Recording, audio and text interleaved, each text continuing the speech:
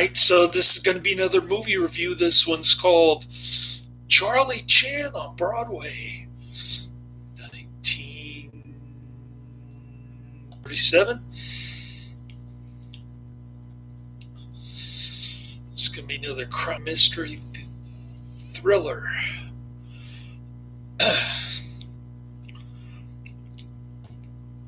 Gets a very high 7.2 out of 10 on IMDb. Pretty popular. Charlie Chan, Warner Oland. I don't know why people like Oland, Charlie Chan the best. I actually liked Charlie Chan in Honolulu better than this. But got the same dude, Marc Lawrence, in it. And I started watching bonus features of Charlie Chan in Shanghai. These discs got a lot of cool bonus features on them.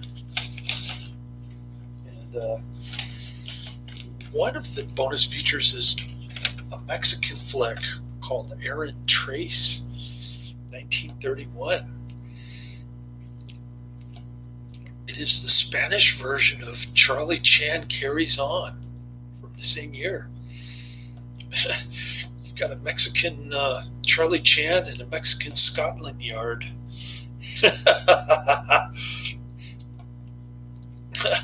That's what I'm watching right now.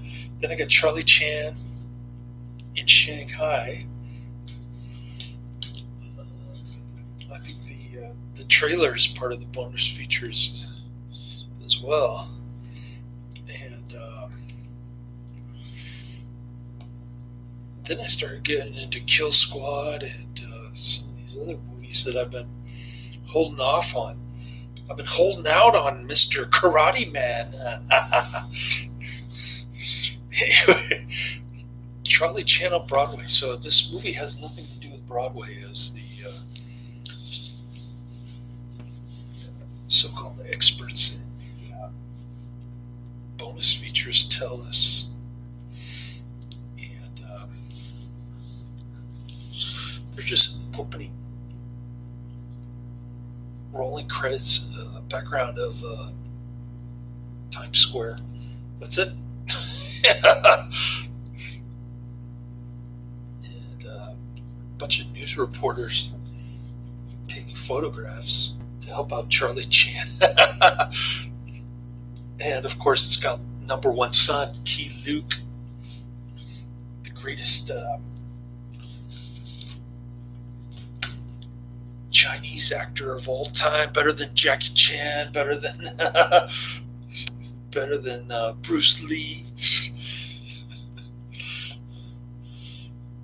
Yeah, Keye Luke was the original. Snatch the pebble from my hand, grasshopper. Anyways, so Charlie Chan arrives from the Olympics in Nazi Germany. He arrives in New York, and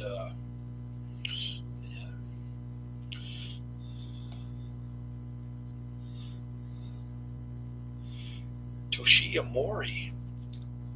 She's pretty good looking. I'm giving this 3 out of 5 stars. I thought it was all right, but anyways, so they get to New York. Charlie Chan and number one son do all this pageantry and pomp and circumstance. And they roast Charlie Chan. Meanwhile, there's a murder going on. And then there's another murder in Charlie Chan's hotel room. So, pretty cool ending. It's a halfway decent Charlie Chan flick. I'm sure I've seen worse, like the World War II propaganda stuff with Sidney Toler. But anyways, yeah, my ex-wife promised to give my son the first Holy Communion. Then she found out that it was going to be indoor mass, and she started freaking out. Like she wanted to postpone it until May, until everybody gets vaccinated. I hope she gets vaccinated so that she can die from organ failure, and I can get my son 100% custody. All these Democrat crazy people are like rushing to get the vaccine, and they're going to have eventually they're going to have long-term organ failure.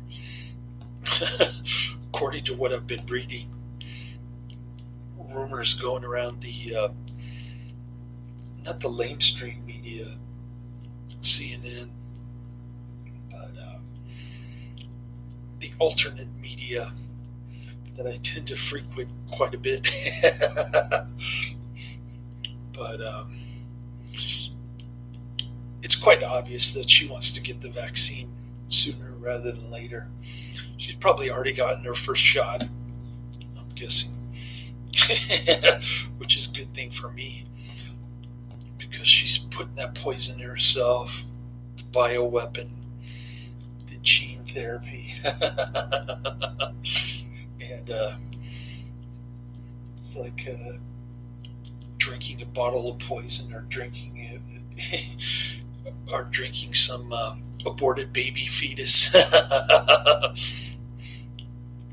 Anyways, pretty crazy stuff going on here.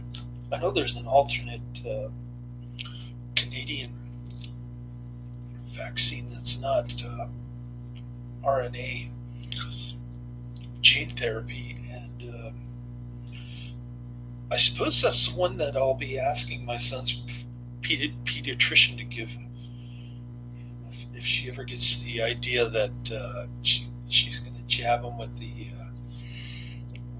poisonous stuff. the RNA gene therapy. The big pharma lying politicians.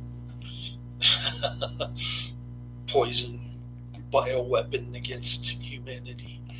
So that'll be interesting. Plus, I'll demand that she get informed consent from my son. That'll be fun. Anyways, we're about 11 hours, 45 minutes. Not too great, but anyways, I had a pretty average production in terms of delivering groceries. I'm going to go check on my ramen now, and I'll be back tomorrow with Aaron Trace and Charlie Chan in Shanghai, perhaps even Kill Squad. Laters.